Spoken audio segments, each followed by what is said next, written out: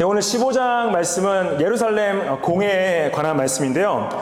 저희가 이 사도행전을 보면은 사도행전을 봤을 때 처음 제자들이 그리스도의 죽으심과 부활과 승천을 목격한 이후 예수님께서 다시 오실 그날까지 예수님께서 주신 사명을 감당하려 그 안에서 열심히 복음을 증거하고 교회를 세우고 서로를 섬기는 모습들을 바라볼 수 있는데요. 이 가운데 특별히 교회가 교회 안에서 서로에 대한 관계적 책임을 지는 것뿐만 아니라 교회와 교회 사회에서의 관계적 책임들이 드러나고 그 관계적 책임을 지는 부분에 있어서 특별히 문제가 생겼을 때 그 문제를 해결하려고 함께 힘을 모으는 것을 볼 수가 있습니다.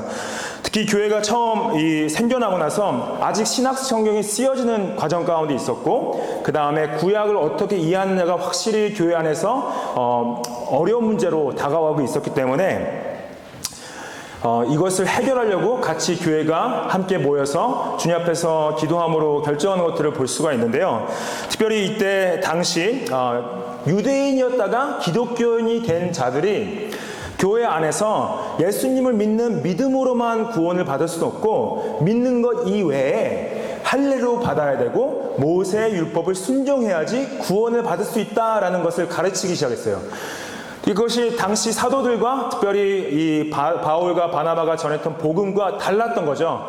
복음은 무엇이었냐? 복음은 오직 예수 그리스도를 믿는 믿음으로만 구원을 받을 수 있다, 의롭게 될 수 있다라는 것을 가르쳤던 거죠. 그래서 오늘 이제 이 첫 공회의 배경이 나오는데 1절 말씀 보시면은 어떤 사람들이 유대로부터 내려와서 형제들을 가르치되 너희가 모세의 율법대로 할례를 받지 아니하면 능히 구원을 받지 못하리라 라고 가르쳤어요. 그래서 이들이 가지고 있던 구약 성경을 봤을 때 믿는 하나님의 택함 받은 하나님의 백성들은 할례를 받은 것을 하나님께서 명령하셨으니까 그 명령을 순종해야지만 구원받은 백성으로서 설 수 있다라고 계속 가르쳤던 거죠. 굉장히 중요한 문제죠. 어떻게 하나님 앞에서 내가 구원받을 수 있을까? 여러분들 어떻게 구원받으세요? 그것이 구원의 문제가 이 당시 복음을 지키기 위해서 굉장히 중요한 문제였던 거고, 이 유대로부터 내려온 형제들은 유대인들이었고 특별히 율법주의적 성향이 투철했던 기독교 개종자인들인 것을 알 수가 있습니다. 이들이 가르쳤던 건 뭐냐? 예수님 믿어? 예수님 믿고 교회에 들어왔어? 만약에 이방인이라면은 유대인들처럼 할례를 받아야지 구원을 받을 수 있어 라는 거죠. 근데 이미 사도행전서는 이 문제를 다뤘어요. 베드로가 이미 여러 번 또 얘기를 했습니다. 사도행전 4장 12절 말씀에 뭐라고 했습니까? 다른 이로서는 구원을 받을 수 없다. 천하 사람 중에 구원을 받을 만한 다른 이름을 우리에게 주신 일이 없음이라. 오직 예수 그리스도를 믿는 믿음으로만 구원을 받을 수 있다. 베드로를 믿어도 구원받을 수 없고, 바울을 믿어도 구원받을 수 없고, 교황을 믿어도 구원받을 수 없고, 어떠한 목사를 믿거나 어떠한 정치인을 믿어도 구원받을 수 없고, 어떠한 돈이나 어떠한 재산도 당신을 구원할 수 없는데 오직 예수 그리스도의 이름으로만 구원받을 수 있다. 이것이 복음의 메시지다라고 강조를 했던 거죠.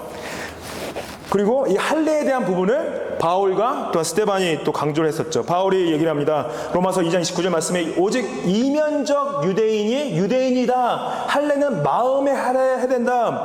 영에 있고 율법의 조문에 있지 않다. 칭찬이 사람에게서 나는 것이 아니라 다만 하나님에게서 난다. 유대인들이 받았던 그 할례는 하나님의 약속의 증표였는데 그 중요한 증표의 의미는 마음의 변화다라는 거예요. 마음이 하나님을 믿고 신뢰할 때 구원을 얻는 것이지 할례를 받았다고 구원을 받는 것이 아니다. 그 진정한 변화는 외적인 변화가 아니라 내적인 변화에 있다. 그래서 사람들이 그걸 받음으로 말미암아 자신의 행위로 구원을 받는 것이 아니라 하나님으로부터 구원이 난다라고 가르쳤던 거죠. 그래서 이제 이것을 이제 교회 안에서 해결하기 위해서 바나울과 바나바가 같이 이때 당시 안디옥 교회에서 이 일이 벌어집니다. 2절 말씀에 바울 및 바나바와 그들 사이에 적지 아니한 다툼과 변론이 일어났다. 형제들이 이 문제에 대하여 바울과 바나바 및 그 중에 몇 사람을 예루살렘에 있는 사도와 장로들에게 보내기로 작정하였다라고 그러죠. 그래서 사도행전을 보면은 가장 처음 세워진 교회가 어느 교회입니까? 예루살렘 교회죠. 예루살렘 교회에 베드로가 성령이 임하고 첫 번째 설교가 마친 다음에 3,000명이 세례를 받고 처음 예루살렘 교회가 개척이 되어지죠. 그러면서 바울과 바나바가 첫 번째 전도여행을 떠나죠. 그래서 헬라 지역을 돌면서 교회를 개척하고 복음을 증거하고 많은 이방인들이 예수님을 믿게 되는 역사를 경험하게 되죠. 그래서 이 안디옥 교회가 이제 그 선교 여행을 파송한 교회이긴 하지만은 예루살렘 교회는 가장 그 당시 리더십이 중심이 되었던, 초대교회 중심이 되었던 교회인 거죠. 그래서 안디옥 교회가 이 교회 안에서 해결을 못하니까 예루살렘 교회로 이제 해결위원회를 만들어서 보내는 거죠. 그래서 이 다른 할레파 그리스도인들과 그 다음에 바나와 바울을 함께 파견해서 예루살렘의 그 사도들과 장로들과 함께 모여 그에게 해결하기를 원했던 거죠. 이것을 통해서 이 교회와 교회 사이에 어떠한 영적 책임과 관계적 책임들을 지는 것을 저희가 볼 수가 있습니다. 3절의 말씀에 그들이 교회의 전성을 받고 베니게와 사마리아로 다니며 이방인들이 주께 돌아온 일을 말하며 형제들을 다 크게 기쁘게 했다라고 그래요. 그래서 바울과 바나바는 예루살렘으로 돌아가는 길에도 그냥 돌아가지 않고 중간중간에 도시들을 들려서 거기에 있던 교회들에게 자신들이 첫 번째 선교행을 하면서 하나님께서 행하셨던 이방인들의 구원 사역에 대해서 함께 나누고 함께 기뻐했다. 이것도 관계적인 책임들을 주는 것을 제가 볼 수가 있죠. 4절에 예루살렘에 도착하는 장면이 나옵니다. 교회에 이르러 사도와 장로들에게 영접을 받고 하나님이 자기들과 함께 계셔서 행하신 모든 일을 말했다라고 그래요.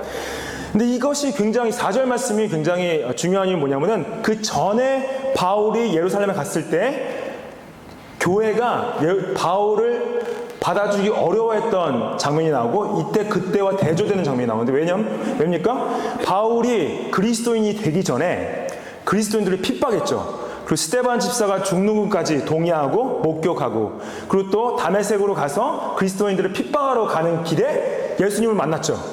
그래서 그리스도인들이 여러분 생각해 보시죠. 여러분들을 막 죽이려고 그러고 여러분들을 막 핍박하려는 사람이 갑자기 기독교인이 돼서 우리 교회에 들어오겠대요. 그럼 쉽게 받아줄 수 있겠어요? 이 사람이 우리를 죽이려고 들어오는 거 아니야? 이 사람이 우리를 공격하러 들어오는 게 두려움이 있을 수 있죠? 그렇죠? 의심할 수 있죠? 그래서 첫 번째 예루살렘에 갔을 때 바울을 잘 받아주지 못했어요. 근데 지금 이 교회가 바울을 한 가족으로, 한 공동체의 일원으로 받아주는 장면이 나온 거죠. 이게 복음의 원리입니다. 복음의 원리는 뭐냐? 어떠한 사람이 정말로 죄된 삶 가운데서 정말 극악을 행했다 할지라도 한 영혼이 그리스도 앞에서 자신의 죄를 회개하고 교회 가운데 들어오기 원한다? 그럼 교회가 받아줘야 돼요. 그게 복음의 원리라는 거죠. 영적인 원리이고. 그래서 여기서 하나님께서 자기들과 함께 계셔 행하신 모든 일을 말했다. 여기서 they declared all that God had done with them. 이게 굉장히 또 중요한 표현인데 뭐냐? 우리들이 이걸 해냈다라고 표현하지 않았어요. 우리가 그 모든 도시를 돌면서 우리가 복음을 증거하니까 이렇게 많은 열매들을 거둬줬고 정말 우리가 많은 것들을 성취하고 많은 교회를 개척했다. 그것을 자랑한 것이 아니라 자신들을 통해서 하나님이 하셨다라는 거죠. 본인들은 한 게 없다는 거예요. 하나님이 하셨다는 거예요. 그래서 복음의 열매는 뭐냐? 우리가 물론 교회로서 우리가 복음을 증거하고 한 사람을 섬기고 한 영혼을 위해서 기도하고 우리가 씨앗을 심고 물을 주고 열심히 섬겨야 되는 것 자체가 그것을 부르셨지만은 누가 어떠한 사람이 주님께 돌아와서 교회가 부흥하고 교회가 성장했다. 그거는 우리가 한 게 아니라고 선포해야 되는 거예요. 내가 한 게 아닌 거예요. 우리 자신이 한 게 아니라 하나님께서 하신 거죠. 그것이 지금 이 바나바 바울의 태도인 것을 알 수가 있죠. 그래서 이 교회 도착해서 먼저 그 5절에 보시면 바리새파 중에 어떤 믿는 사람들이 일어나 말했다라고 그러죠. 먼저 이들이 바울이 말하기 전에 본인들의 입장을 설명을 한 거죠. 이 어떤 믿는 사람들이란 것은 기독교인들인데 그 배경이 바리새파였던 거죠. 바리새파인들은 유대인 중에 굉장히 율법주의가 강했던 사람들인데 율법주의가 강했는데도 예수님을 믿고 교회 안에 일원이 된 거죠. 말하되 이방인에게 할례를 행하고 모세의 율법을 지키라 명하는 것이 마땅하다라고 그래요. 여기서 보면 유대인들에게 지키라 하지 않고 이방인들에게 지키라 그러죠. 이방인들 중에 예수님을 믿고 교회에 들어왔다면 이 사람들한테 할례를 행하고 모세의 율법을 지키라 명하는 것이 마땅하다라고 가르치는 거예요. 근데 여러분들 이것은 우리가 어느 정도는 이해를 해줘야 됩니다. 이것을 어렸을 때부터 태어나서부터 구약의 말씀을 배우고 자란 유대인들이 예수님을 믿게 된 거예요. 근데 그것을 아직 복음에 대한 이해가 정확하지 않은 상태에서 구약을 무시할 수가 없는 거죠. 그래서 이들이 말하는 것이 이렇게 왜 이렇게 극단적으로 얘기하지 생각할 수 있지만은 이들의 배경을 봤을 때는 어떻게 보면 당연한 주장일 수 있다는 거죠. 그래서 바울과 바나바가 대답하기 전에 이제 공회를 세웁니다. 그래서 6절에 사도와 장로들이 이 일을 의논하러 모였다라고 하죠. 그래서 교회 리더십이 당시 사도들과 장로들인 것을 알 수가 있습니다. 그래서 이 교회 초대교회 첫 공회가 생긴 이유는 복음의 정수, 복음의 진리를 지키기 위해서 신학적인 것을 의논하기 위해서 첫 공회가 일어난 거죠.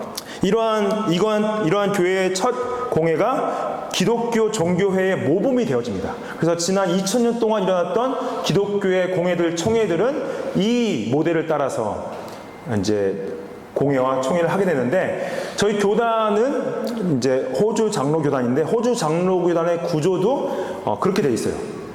이 사진은 이 표는 저희 교단 웹사이트에서 온 건데 잘 안 보이시죠? 일부러 좀 제가 안 보이게 했습니다. 영어로 돼 있어가지고 이게 뭐냐면은 맨 밑에 이제 보라색으로 된 게 이제 세션이라고 써 있어요. 영어로. 세션은 한국말로 당회입니다. 당회는 뭐냐? 당회는 장로들이 모인 이에요. 장로들은 교회가 이제 선거에서 세우는데 장로들이 모인 모임을 당회, 영어로 세션 그래요. 당회는 중요한 것은 한 명이 당회가 될 수가 없습니다. 적어도 3명 이상이 돼야 돼요. 왜냐하면 그거를 저희가 이 신학적으로 다수와 동등됨을 강조합니다. 영어로 보면 plurality and parity. 그래서 어느 장로가 어떤 장로보다 높지 않아요. 저도 장로고, 우리 최장원님도 장로고, 임동규 장로님도 장로고, 도현 장로님도 장로인데 누가 누구 위에 있지 않습니다. 저는 가르치는 장로라고 그러고 다른 장로님들은 7위 장로라고 그래요. ruling elders. 저는 teaching elder 이렇게 얘기하는데 우리 선샤인 장로교도 이제 제키 장로님과 그 다음에 찰스 장로님이 계시죠. 그래서 하나가 돼서 이제 당회로 함께 모이게 되는데, 그래서 결정을 할 때 이 장로교 시스템은 한 사람이 결정을 못하게 해놨습니다. 함께 결정하고 그 안에서 함께 의논되어지고, 그리고 투표를 하게 됐을 때는 저는 이제 당회장이긴 하지만은 투표권이 없어요. 그걸 영어로 모더레이터라고 그러는데 모더레이터만 할 수 있어요. 만약에 이제 표가 갈렸다, 2대2로 갈렸다, 그러면 제가 투표권을 행사할 수는 있긴 하지만은 그 전까지는 다수가 함께 결정하는 것으로 되어 있습니다. 그 세션이 있고 당회가 있고 서로에 대한 영적 책임과 리더십의 책임을 지는 거죠. 제가 장로님들한테 한번 얘기 말씀드린 적이 있는데, 전에 이제 도장님하고 저만 당회에 있을 때는 굉장히 무게가 더 무거웠어요, 느낌에. 근데 장로님 두 분, 임장로님, 최장로님 세우고 나니까 약간 들고 있던 걸 같이 들고 있는 느낌이니까 좀 덜 힘들어요. 네, 그런 느낌이 들었다고 말씀드렸는데, 아무튼 함께 결정하는 부분이 있고 함께 섬기는 부분이 있죠. 그리고 이제 그 위에 파란색으로 된 게 이제 영어로 보시면 프레스비터리, 노회입니다. 노회는 뭐냐면은 그 지역 교회들이 모여서 한 노회가 만들어져요. 노회가, 저희 교회는 멜번 서노회에 이제 소속이 되어져 있고, 멜번 서노회에는 교회가 한 12개, 13개 정도 있습니다. 그리고 노회들이 빅토리아 주 안에 11개가 있어요. 그래서 플린더 노회, 질롱 노회, 깁슬랜드 노회, 마룬다 노회, 멜번 동노회, 멜번 북노회, 멜번 서노회 이렇게 쭉 나가요. 그래서 이 노회들 11개가 다 같이 모여서 총회를 이루는 게, 그게 General Assembly of Victoria, 빅토리아 총회. 저희가 총회를 1년에 2번씩 하는데요. 이제 제가 2주 있다 또 총회가 있습니다.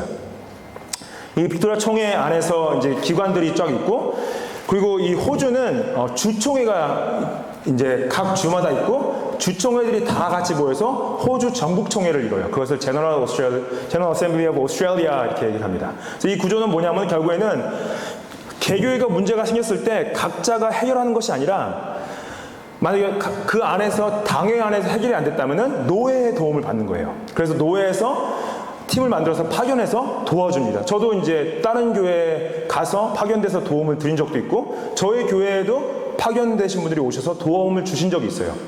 그리고 만약에 노예에서 해결을 못 본다, 그러면 총회에서 또 팀을 만들어서 노예에 파견합니다. 뭐 그런 적을 본 적은 없지만은 주총회에서 해결을 못할 때는 전국총회에서 이제 보내겠죠. 그 뜻이 이게 뭐냐면은 서로에 대한 영적, 관계적 책임을 지는 시스템이에요. 그래서 만약에 여러분들이 교회 안에 문제가 있다, 근데 문제가 해결되지 않는다 했을 때 당회에다 여러분들이 청원을 할 수가 있습니다. 근데 당회가 해결한 청원이 당회가 해결을 잘 못했다 생각이 들었다, 그럼 여러분들 노예한테 또 청원을 할 수가 있어요. 그럼 또 그래서 저는 개교의 어떤 멤버가 노예에 청원한 것도 또 여러 번 봤습니다. 근데 그건 이제 만약에 노예가 해결을 못한다, 그럼 총회로 이제 청원을 할 수 있는데 총회까지 가는 경우는 많이 못 봤어요. 이 빅토리아 총회에 와서 제가 이제 가장 도전받았던 부분은 뭐냐면은 80년대 어떤 한 목회자가 남자아이들 몇 명을 성추행을 했어요. 교회 안에서 한 목회자가. 근데 그분은 이제 감옥에서 돌아가셨습니다. 목회자는. 근데 그 남자분들 이제 다 성장하시고 이제 나이가 드셨죠. 총회에 계속 법정 싸움을 했어요. 그래서 총회에서 돈을 거의 1,000만 불 이상 가져갔습니다. 거의 교단 돈을 고갈시키는 정도로 돈을 다 가져갔는데, 제가 정말로 항상 도전하는 건 뭐였냐면은 총회 갈 때마다 다 같이 앉아서 회개해요.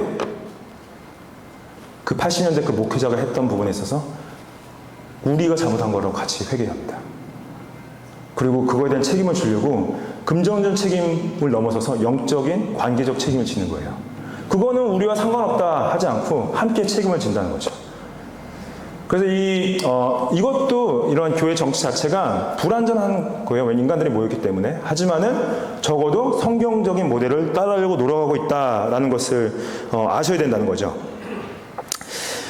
7절에 이제 총회가 시작되어지고 베드로가 먼저 일어나서 변론합니다. 많은 변론이 있은 후에 여러 사람들이 일어나서 얘기했던 거죠. 그 베드로가 일어났던 것은 당시 베드로가 또 교회 안에서 중추적인 사도로서 일을 했던 거죠. 일어나 말하되 형제들아 너희도 알거니와 하나님이 이방인들로 내 입에서 복음의 말씀을 들어 믿게 하시려고 오래전부터 너희 가운데서 나를 택하셨다라 그래요. 이것을 어떻게 할 수 있냐? 이미 사도행전 11장에서 고넬료를 만나는 사건이 있었죠.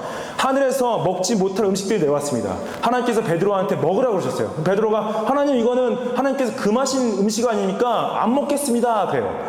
근데 하나님께서 또 내리시죠. 내가 먹으라는데 왜 먹지 않느냐. 이방인에게도 복음을 전하라는 거죠.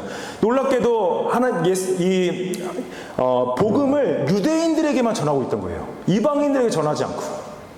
그래서 하나님께서 고넬료를 만나게 하시고 로마 백부장이었던 고넬료가 베드로에게 복음을 듣고 그가 예수님을 믿게 되고 그의 가족이 예수님을 믿게 돼서 다 같이 세례를 받는 장면을 우리가 11장에서 이미 봤던 거죠. 그래서 이미 베드로가 너희가 이미 안다. 하나님께서 이방인들로 내 입에서 복음을 들어 믿게 하시려고 오래전부터 나를 택하셨다라고 말하는 거죠. 그리고 8절에 또 마음을 아시는 하나님이 우리에게와 같이 그들에게도 성령을 주어 증언하셨다라고 그러죠. 마음을 아신다. 결국 하나님께서 그 고넬료에게 복음을 듣게 하고 성령을 임하게 하셨다. 그것을 내가 증언했다라는 거죠.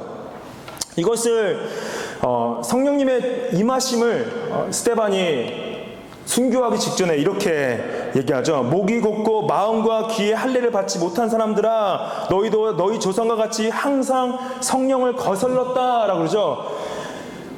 이 스데반 집사가 죽기 바로 직전에 유대인들에게 복음을 증거하고 하나님의 말씀을 선포하죠. 근데 그들이 예수님을 받아들이지 않고 예수님이 그들의 손으로 죽였기 때문에 또 스데반도 이제 죽이려고 달려들죠. 그들에게 뭐라고 합니까? 목이 곧고 마음과 귀에 할례를 받지 못했다. 몸으로는 할례를 받았지만은 그 마음은 할례를 받지 못했다. 그것이 뭐냐? 성령을 거스르는 것이다라는 거예요.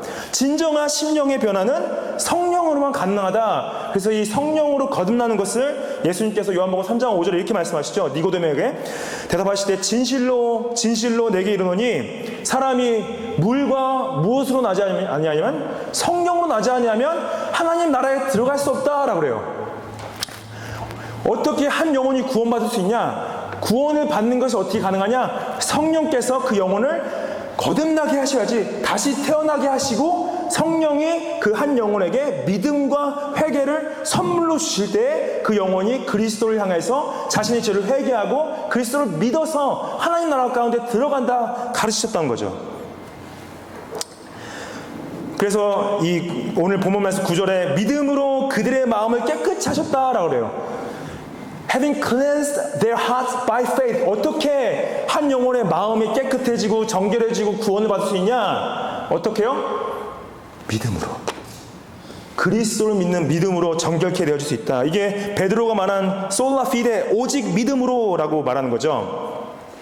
여러분들 예레미야 선지자가 이렇게 예언했습니다. 예레미야 17장 9절 말씀에 만물보다 거짓되고 심히 부패한 것은 마음이라. 마음을 아시는 하나님께서 우리의 마음을 보고 계신데 그 마음이 뭐냐? 거짓되고 심히 부패했다. The heart is deceitful above all things and desperately sick. 우리의 마음이 병들어 있다. 우리 마음이 부패해 있다. 거짓되다. 나 여호와는 심장을 살핀다. 폐부를 시험한다. 각각 그의 행위와 그의 행실대로 보응한다. 그의 행실과 그의 행위는 마음으로부터 나온다. 여러분들 이게 굉장히 중요합니다. 왜냐? 자신의 마음을 봤을 때 내 마음은 깨끗하다 하시는 분은 예수님을 만날 수가 없습니다. 내 마음은 더럽구나. 내 마음은 악이 가득하구나. 그러한 분만 예수님을 만날 수 있어요. 그리고 내가 내 마음을 깨끗하게 할 수 없는 존재구나 라는 것을 인식하셔야지만 하나님의 은혜를 경험할 수가 있습니다. 아니요, 나는 멀쩡해요. 나는 깨끗해요. 나는 아무 거리낌이 없어요. 내 마음은 항상 정결하고 깨끗하고 선한 것으로 가득 차 있어요 하는 것은 여러분들 자신을 속이는 것입니다. 성경은 그렇게 말하지 않아요. 그래서 에스겔 선지자가 이렇게 예언하죠. 맑은 물을 너희에게 뿌려서 너희로 정결하게 하되 곧 너희 모든 더러운 곳에서와 모든 우상 숭배에서와 너희를 정결하게 할 것이다 라고 그래요. 무엇이 우리를 정결케 하는가? 맑은 물이 우리한테 뿌려진대요.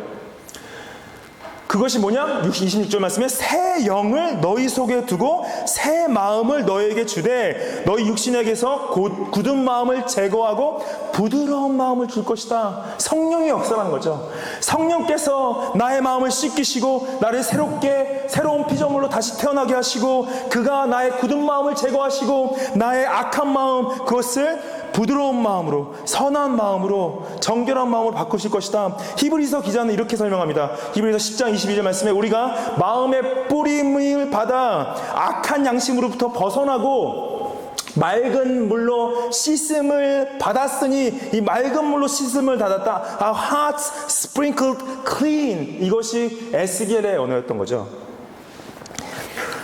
참 마음과 온전한 믿음으로 하나님께 나아가자. 우리가 어떻게 참 마음과 하나님께로 나아갈 수 있는가? 그 성령께서 나의 마음에 맑은 물로 씻기시고 그리스도의 보혈의 피로써 뿌림을 받아 악한 양심을 벗어나는 거죠. 그래서 여러분들 우리가 이 sprinkled 원래는 그 baptizo 세례에 대한 부분을 담그다는 표현이 있지만은 신약 성경에서는 뿌리다는 표현도 있고 또 붓는다는 표현도 있고 담그다는 표현이 다 됩니다. 그래서 저희는 세례를 줄 때 여러분들 만약에 바로 옆에 강물이 흐르고 있다 아니면 호수가 있다 바닷가가 있다 좀 여러분들 나가서 정말로 침례를 해드리고 싶어요. 근데 저희 옆에는 없죠. 여기서 그래서 물을 붓든지 뿌리든지 하는 거죠. 여러분들 예루살렘 교회 3,000명 세례할 때 예루살렘 도시 안에는 강도 없고 바다도 없고 호수도 없었습니다. 3,000명 담글 데가 없어요. 붓거나 뿌릴 수밖에 없던 거죠. 결국에는 그것이 여러분들 근데 우리가 참 마음으로 온전한 믿음으로 하나님께 나아가는 건 뭐냐? 우리의 행위에 있지 않다는 거죠. 할례가 우리를 구원할 수 없고 율법의 순종이 우리를 구원할 수 없다. 로마서 3장 28절에 사도 바울이 사람이 의롭다 하심을 얻는 것은 사람이 구원을 받는 것은 사람이 하나님 앞에서 정결케 되는 것은 마음이 깨끗함을 얻는 것은 율법의 행위에 있지 않고 무엇에 있다? 믿음으로 되는 줄 안다. 여러분들 교회 나와서 세례받고 교회 나와서 성찬하고 교회 나와서 헌금 드리고 교회 나와서 매주 주일 성수해도 여러분들 구원받을 수 없습니다. 아세요? 여러분들 구원받는 이유는 뭐예요? 유일하죠. 그리스도를 믿는 믿음이에요. 그분의 십자가의 죽음과 3일 만에 부활하신 믿는 믿음만이 여러분들을 구원할 수 있습니다. 할례를 받아도 구원받을 수 없어요. 율법의 순종으로는 우리가 거듭나고 율법의 순종으로는 나 자신을 깨끗하게 할 수 없습니다. 아무리 착하고 선하고 정말로 잘 살아도요, 자신을 깨끗하게 하게 할 수 있는 사람은 아무도 없습니다. 여러분들이 가진 돈도 여러분들 살릴 수 없어요. 여러분들이 가진 집도 여러분들 살릴 수 없고요. 여러분들이 가진 가족들도 여러분들 살릴 수 없습니다. 예수 그리스도만이 여러분들을 의롭게 하시고 살리실 수 있고 구원하실 수 있다는 거죠. 그 믿음으로 된다. 19절 말씀을 다시 보시면은 이 믿음으로 그들의 마음을 깨끗이 하사 그들에게 차별하지 아니하셨다. He made no distinction between us and them. 하나님께서 우리 깨끗하게 하시는데 유대인들 크리스천들한테 말하는 거예요. 유대인들 크리스천들한테 당신들도 할례로 깨끗함을 받은 게 아니라, 당신들도 율법의 순종으로 깨끗함을 받은 게 아니라, 당신들도 예수님 믿는 믿음으로 깨끗함을 받은 것이다. 근데 그것은 유대인이나 이방인 가운데 차별함이 없다라는 거죠. 그래서 베드로는 유대인 크리스천들에게 그 선민의식을 철폐해야 된다, 없애야 된다 지금 말을 하고 있는 것입니다. 그 10절 말씀에 그런데 지금 너희가 어찌하여 하나님을 시험하여 우리 조상과 우리도 능히 매지 못하던 멍에를 제자들의 목에 두려느냐. 이 요크, 이 매지 못하는 요크는 뭡니까? 멍에는 뭡니까? 이 멍에는 율법의 멍에죠. 할례의 멍에예요. 그것을 하나님께서 율법을 주신 목적은 우리가 죄인됨을 알게 하시려고 주신 거죠. 할례를 준 것도 그냥 그것을 받아서 구원을 받는 것이 아니라 그것이 약속의 증표임을, 근데 그것을 멍에로 걸게 하신 거죠. 그리고 이 베드로가 이것을 그들에게 하나님을 시험하고 있다라고 말해요. 네, 잘 보십시오. 여러분들, 세상의 모든 종교가 가르치는 건 뭐냐면은 여러분들이 이거 어떠한 것들을 행했을 때 자신을 구원할 수 있다 가르치는 거예요. 가서 108번 절하면 자신을 구원할 수 있다. 가서 이만큼 돈을 들이면 자신을 구원할 수 있다. 가서 이것을 사면은 자신을 구원할 수 있다. 그것이 모든 종교의 메시지입니다. 기독교가 다른 건 뭐냐면요, 여러분들의 자신의 어떤 성취와 행위와 가진 것으로는 자신을 구할 수 없는 것이 기독교의 메시지예요. 그리고 중요한 건 뭐냐면은 차별이 없다는 거죠. 11절 말씀에 그러나 우리는 그들이 우리와 동일하게 주 예수의 은혜로 구원받은 줄을 믿는다. 그들도 우리와 동일하게 주 예수의 은혜로, 이방인들도 자신의 행위나 자신의 성취로 구원받는 것이 아니라, 그들에게 할례를 줬기 때문에 구원받는 것이 아니라 예수의 은혜로 구원을 받는다. 그들 앞에서, 하나님 앞에서는 차별이 없다. 여러분들, 이 복음의 원리 중에 가장 중요한 것은 우리가 그리스도 앞에서는 아무도 차별이 없는 거예요. 우리가 어떠한 배경을 가졌건, 어떠한 교육을 받았건, 어떠한 것들을 이루었건 못 이루었건 하나님 앞에서 우리는 모두가 다 하나님의 형상을 받은 상태에서 죄인들로서 그리스도 앞에 동일하게 서 있는 거죠. 예수님께서 이것을 직접 보이셨죠. 사마리아 여인을 만났을 때, 여러분들, 당시 유대인들은 사마리아인들을 동물 취급했습니다. 사마리아인들을 부를 때 동물처럼 불렀어요. 인종차별을 했던 거죠. 그리고 유대인들은 여자분들을 대할 때도 인격적으로 대하지 않고, 그래서 숫자를 셀 때 여자분들 세지도 않았습니다. 섹시스트라고 그러죠. 그걸 한국말로 뭐죠? 섹시스트가? 성차별주의자들. 예. 그래서 민족주의자들 뿐만 아니라 인종차별, 성차별했던 유대인들. 근데 예수님이 어떻게 하십니까? 사마리아 여인을 만나요. 요한복음 4장 9절 말씀에 사마리아 여자가 이르되 당신은 유대인으로서 어찌하여 사마리아 여자인 나에게 물을 달라 하나이까? 유대인이 사마리아인과 상종하지 아니합니다. 유대인들은 사마리아에 상종하지도 않고 여자들도 상종하지도 않는데 어떻게 예수님께서는 사마리아 여인이 나한테 와서 대화하시고 물을 달라고 하십니까? 그러고 나서 사마리아 여인이 예수님을 믿게 되는 그 이야기가 나오죠. 우리 여러분들, 예수님께서 제자들에게 주셨던 지상명령에 이게 이미 들어가 있죠. 마태복음 28장 19절 말씀에 그러므로 너희는 가서 모든 민족을 제자로 삼으라. 여기서 너희는 가서 유대인들을 제자로 삼으라 하지 않고 make disciples of all nations, 모든 민족을 제자로 삼으라. 그것은 어떤 배경에 있건 다 복음을 증거해야 된다. 복음 안에서는 차별이 없다. 그리스도 앞에서는 동등되다. 여러분들, 제가 선샤인 교회 주일마다 아침에 이 앞에 서서 설교를 할 때마다요, 진짜 천국을 보는 것 같아요. 상상을 초월해요. 정말로 너무 다른 분들이 다 같이 앉아 계시니까 이게 어떻게 가능하지라는 생각이 주일마다 듭니다. 막 정말로 아프리카 분들, 동남아 분들, 중국 분들, 호주 분들, 그리고 막 여러 막 그 솔로몬 그 아일랜드 분들 너무 다양한 사람이 다 같이 앉아 있으니까 와 이게 진짜 기적이 아니고서야 어떻게 이 사람들이 다 함께 앉아 있을 수 있지 그런 생각이 들거든요. 근데 물론 우리가 이제 다 한국 사람이니까 그 느낌이 덜 할 수 있겠지만은 여러분들 진짜 그리스도 안에 있지 않은 이상 우리가 여기 다 같이 앉을 수 있겠습니까? 예. 차별이 없다. 결국 마지막의 예배는 뭐니까 모든 민족이 하나님 앞에 예배드리는 거죠. 요한계시록 7장 9절 말씀에 이 일이 후에 내가 보니 각 나라와 족속과 백성과 방언에서 아무도 능히 셀 수 없는 큰 무리가 나와 흰 옷을 입고 손에 종려가지를 들고 보좌 앞에서 어린 양 앞에 서서 큰 소리로 외쳐 이르되 구원하심이 보좌에 앉으신 우리 하나님과 어린 양께 있도다. Salvation belongs to our God who sits on the throne and to the Lamb. 구원은 우리에게 있는 것이 아니라 하나님께 있다. 그것이 all great multitude, every nation, every tribe, all peoples, all languages standing before the throne. 하나님의 보좌 앞에 정말 다양한 사람들이 다 같이 서서 더 이상 전쟁이 없고 싸움이 없고 경제 불안이 없고 정말 주님 앞에서 예배만 있는 그 하나님의 하늘의 나라의 모습을 자, 여러분들 우리 안에 있는 어떤 인종차별적인 마음들 버려야 되고요. 성차별적인 마음들 다 버려야 되고 그리스도 앞에서 우리가 하나님의 형상으로서 동등됨을 기억하면서 복음 사역을 해야 되는 거죠.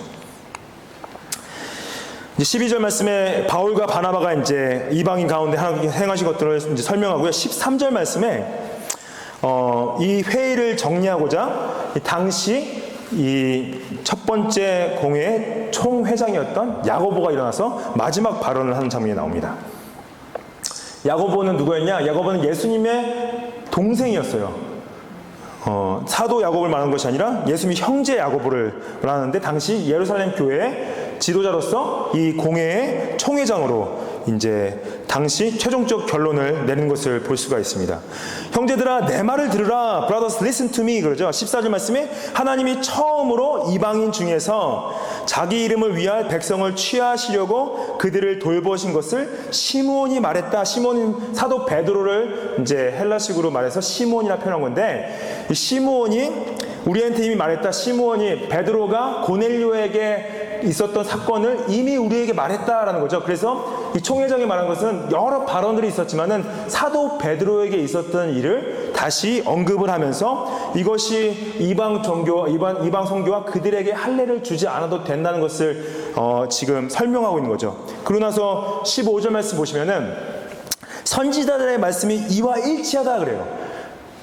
그래서 아모스 선지자의 말씀을 말하는데 결국에는 여러분들 모든 교회 안에서 일어나는 회의, 교회 안에 일어나는 모든 의회들은 가장 중요한 것은 말씀의 권위 밑에 있다는 거예요. 말씀의 권위 밑에 결정되어지는 거죠. 그래서 말씀을 거스르는 것들을 결정하면 안 돼요. 왜냐하면 하나님의 말씀의 권위가 제일 높기 때문인 거죠. 말씀에서 이후에 내가 돌아와서 다윗의 무너진 장막을 다시 지으며 그 허물어진 것을 다시 일으킬 것이다. 다윗의 왕권이 끝났죠. 당시 로마 황제가 다스리고 있었고 헤롯 왕이 다스리고 있었는데 이것을 다시 세울 것이다. 뭐냐? 예수 그리스도가 참된 왕으로서 우리를 다스리게 되는데 그 다윗의 왕권이 재건되어지고 새로 세워진 것은 뭐냐? 그리스도가 왕 되심이 유대인에게 머무르는 것이 아니라 모든 이방들에게 예수 그리스도의 다스리심이 흘러나갈 것이다. 그 17절 말씀에 이는 그 남은 사람들과 내 이름으로 일컫는 받는 모든 이방인로부터 주를 찾게 하여 함이라 라고 그러죠. 그래서 즉 예로부터 이것을 알게 하시는 주의 말씀이라. 아모스의 말씀을 통해서 남은 사람, 렘넌트, 그리고 예수님의 이름을 통하여 일컬음을 받은 모든 이방인들을 예수를 찾게 할 것이다. 예수 그리스도의 왕권 가운데 들어가서 그분의 다스림 가운데 다스림을 받을 것이다. 그래서 이걸 알게 하시는 18절 말씀에 주의 말씀이다 라는 거예요. 그래서 야고보의 총회장의 결정의 기반이 말씀을 기반하고 있음을 얘기하고 있는 거죠. 그래서 말씀하시는 걸 성취하심을 통해서 모든 이방인들의 마음을 정결케 하시는 것을 말씀하시는 거죠. 여러분들 우리가 그리스도를 믿는 믿음으로 하나님 앞에서 의롭게 서는 것을 칭의라고 합니다. 근데 의롭게 된 것은 여러분들 합법적인, 여러분들이 법정에서 의롭게 된 것을 재판관이 땅땅땅 하고 not guilty, 죄 없는 자다 선포한 것이 칭의고요. 그 다음에 우리가 매일매일 삶 가운데서 거룩하게 되어지는 과정, 그것을 성화라고 해요. 성화는 어떻게 가능하냐? 성령과 말씀을 통해서 가능합니다. 말씀을 통해서.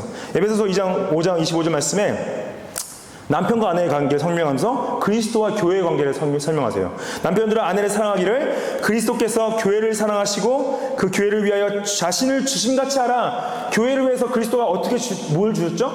자신의 목숨을 주셨죠. 생명을 주셨죠. 근데 그것이 뭐냐? 이는 곧 물로 씻어 말씀으로 깨끗하게 하사 거룩하게 하시려고 했다. 예수님께서 교회를 위해서 십자가에서 죽으신 그 사랑은 뭐냐? 우리를 깨끗하게 하시려고. 근데 무엇으로 깨끗하게 하신다고요? 말씀으로. 말씀으로 깨끗하게 하신다. By the washing of water with the word.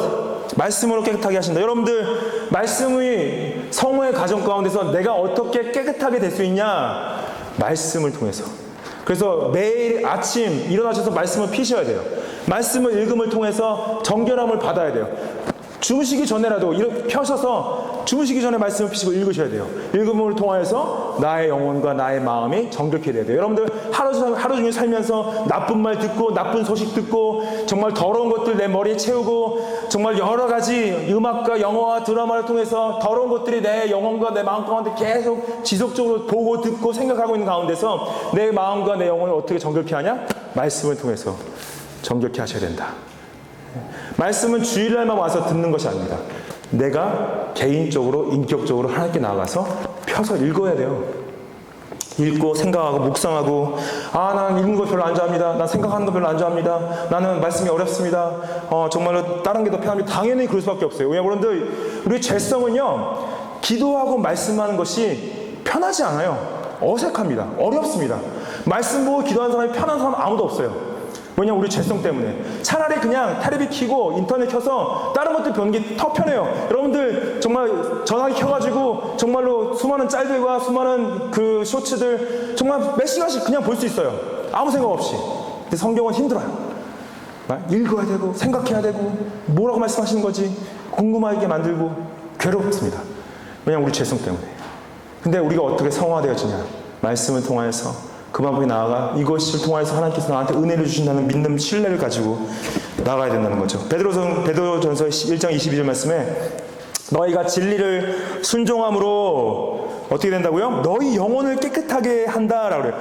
진리를 순종함으로 여러분들 말씀을 알고 그 진리를 알 때 그것을 행하게 될 때 우리 영혼이 깨끗하게 된다. 놀랍죠?